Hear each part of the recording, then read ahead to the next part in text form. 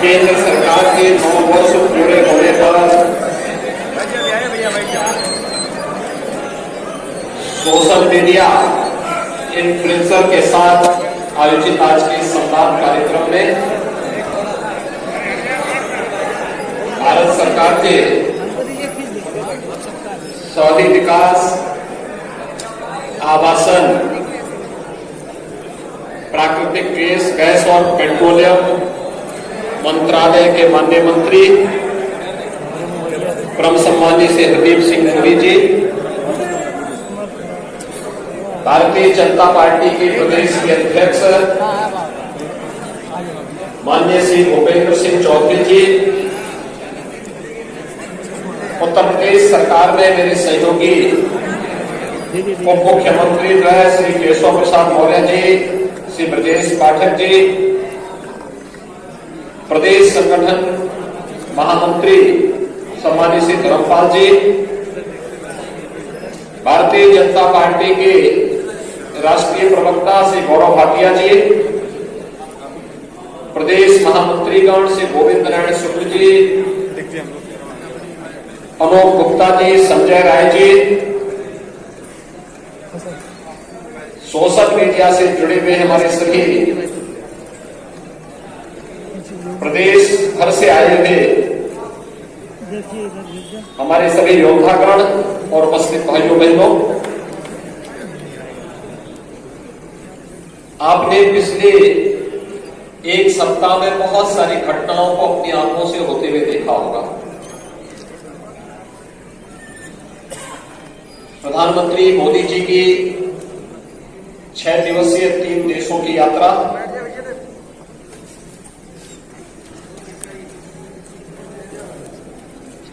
Japan, Papua New Guinea और Australia की यात्रा, पहली बार आपने देखा होगा कि दुनिया के अंदर कोई संप्रभु राष्ट्र के प्रधानमंत्री दूसरे राष्ट्र के अपने समकक्ष प्रधानमंत्री के अभिनंदन के लिए जब एयरपोर्ट पर आते हैं तो उनका पैर छूकर के उनका अभिनंदन करते हैं।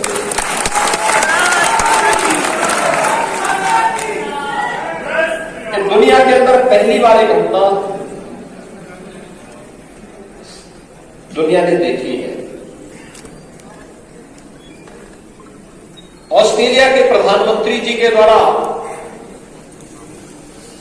प्रधानमंत्री मोदी जी के प्रति सम्मान के जो शब्द कहे गए, मोदी इज द बॉस, बहुत बड़ा एक सम्मान का भाव है। और अमेरिका के राष्ट्रपति के द्वारा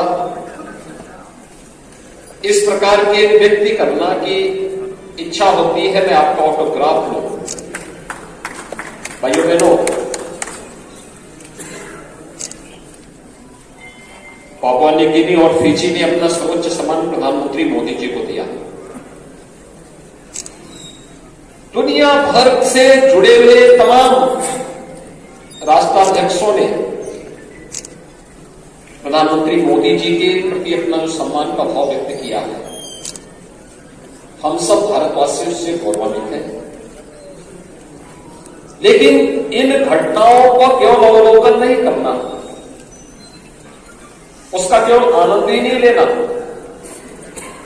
बल्कि मीडिया ने तो इन घटनाओं को बहुत, प्रिंट मीडिया में, विजुअल मीडिया ने इसको हाईलाइट किया। सोशल मीडिया के माध्यम से हम इसे कैसे प्रस्तुत करते हैं, ये हम पर निर्भर करेगा।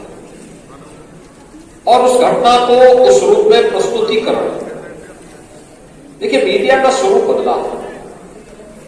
मुझे याद है जब हम लोग राजनीति में शुरू में आए, प्रिंट मीडिया का बोलबाला था और प्रिंट मीडिया ही सब कुछ तय करता था। प्रिंट मीडिया के बाद हमने देखा आज से लगभग 20 वर्ष पहले विजुअल मीडिया आ गया, इलेक्ट्रॉनिक मीडिया आने लग गया, लेकिन कम संख्या थी, उसके बाद धीरे धीरे करके संख्या बढ़ती गई। और पिछले 7-8 वर्षों के अंदर हम लोगों ने देखा कि सोशल मीडिया और अब डिजिटल मीडिया, ये दोनों तेजी के साथ अपना प्रचार प्रसार कर रहे हैं। इनका व्यापक पैमाने पे प्रचार हुआ है।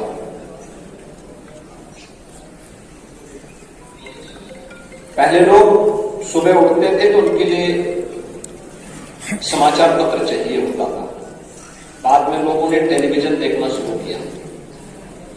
अब लोग अपने व्यस्त दिनचर्या में से समय निकाल करके अपने तैयार हुए, अपना सामान्य कारोबार देखा, काम धाम देखा और फिर अपने काम पे निकल गए। उनको जो भी देखना है, न्यूज़पेपर देखना हो या फिर कोई चैनल देखना हो या सोशल मीडिया के प्लेटफॉर्म पर ही उनको बहुत कुछ मटेरियल न्यूज के मिल जाते हैं। यानी स्मार्टफोन यहां एक बेहतरीन माध्यम हो चुका है समाचार के आदान प्रदान का भी। डिजिटल मीडिया का प्रचार भी उतनी तेजी के साथ हुआ है, सोशल मीडिया का भी। लेकिन इसका उपयोग कैसे करना है और किस रूप में करना है, याद रखना, जो मीडिया के अलग अलग रूप देखने को मिल रहे हैं वही टिक पाएगा जो अपनी विश्वसनीयता को बनाए रख पाएगा। जिसकी विश्वसनीयता होगी वही टिकेगा, बाकी तो एक समय के बाद सब अपने आप गायब हो जाएंगे। और इसलिए भाइयों बहनों, मैं आज इस अवसर पर आपसे कहूंगा कि पिछले 9 वर्ष के अंदर बदलते हुए भारत को हम सब ने अपनी आंखों के सामने देखा है। एक भारत, श्रेष्ठ भारत, वैश्विक मंच पर भारत को बढ़ती हुई प्रतिष्ठा है। भारत का विरासत हो या भारत का व्यक्ति, दोनों का सम्मान बढ़ा। योग वैश्विक मंच पर छा गया। चीन जैसा देश आज के दिन पर दुनिया सबसे ज्यादा योग की कला से लग रही है, योग के पीछे भाग रहा है। आयुष दुनिया के अंदर छा गया, आयुर्वेद के पीछे लोग भाग रहे हैं। भारत वैश्विक मंच पर अनेक ऐसे कार्यक्रमों का नेतृत्व कर रहा है जिसकी आज से 9 वर्ष पहले कोई कल्पना भी नहीं कर सकता। भारत का जो नागरिक दुनिया के अंदर जहां कहीं भी रहता है, आज दुनिया के अंदर जब वह व्यक्ति जाता है तो उसको सम्मान की निगाहों से देखा जाता है। और नहीं तो 9 वर्ष पहले हमारे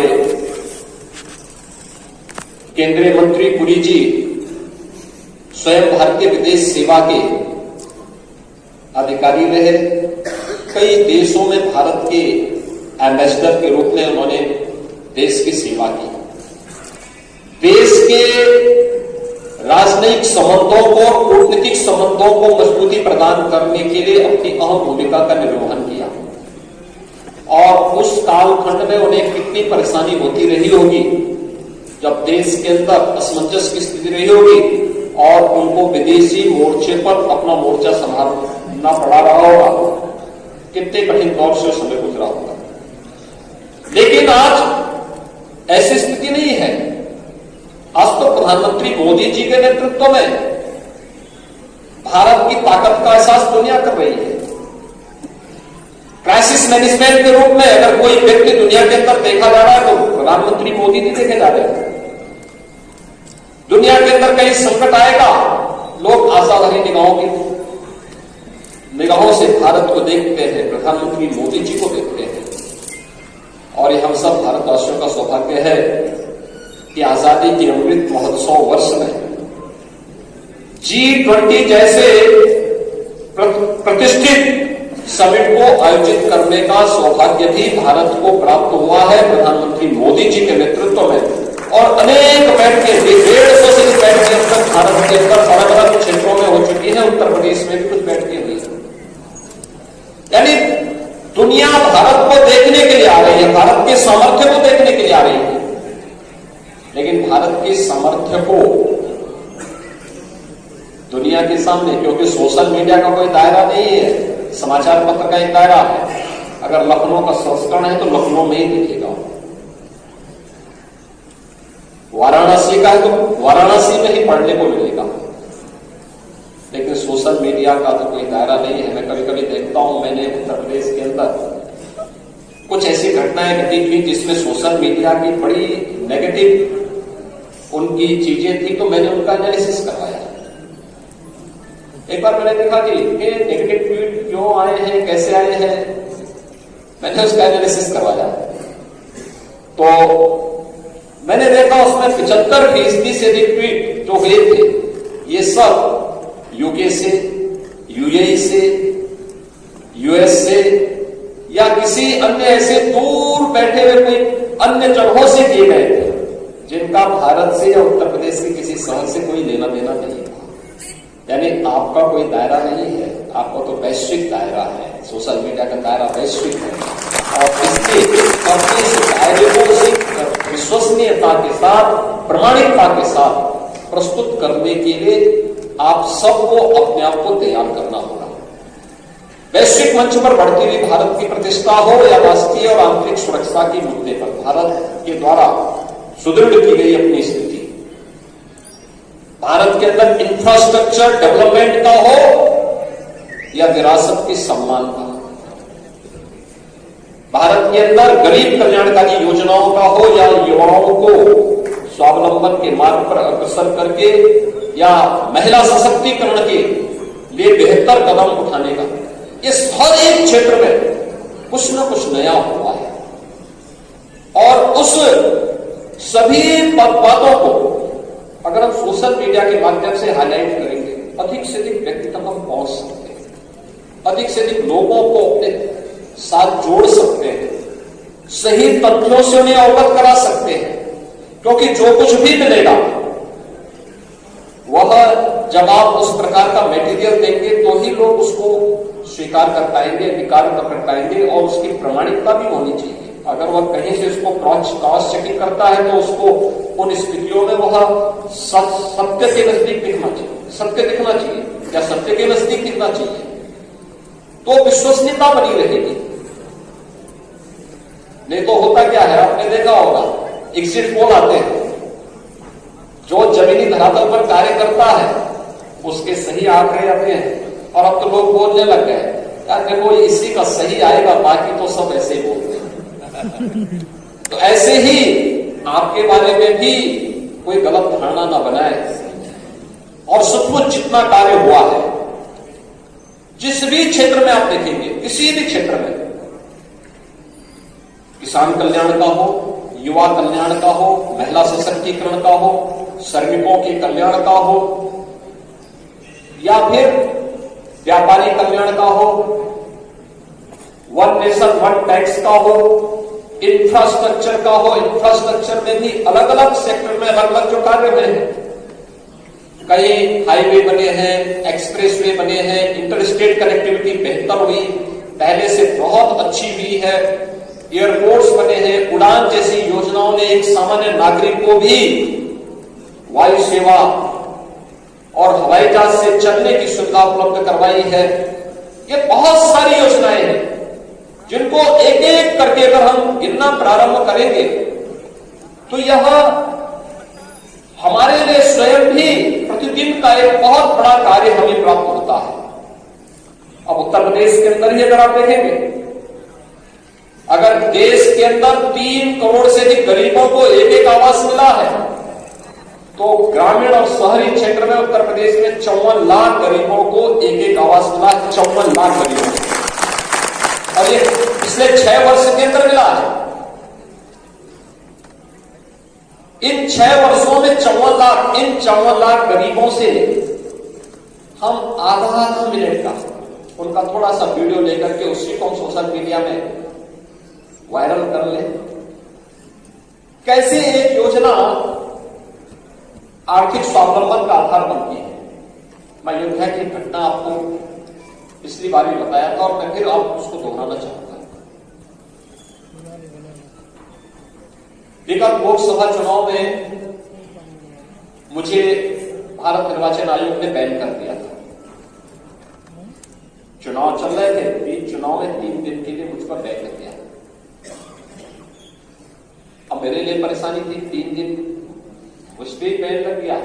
प्रचार नहीं कर सकता था, मीडिया में भी कोई मेरा इंटरेक्शन नहीं हो सकता था, मुझे कोई बयान नहीं देने थे। अब क्या करूं?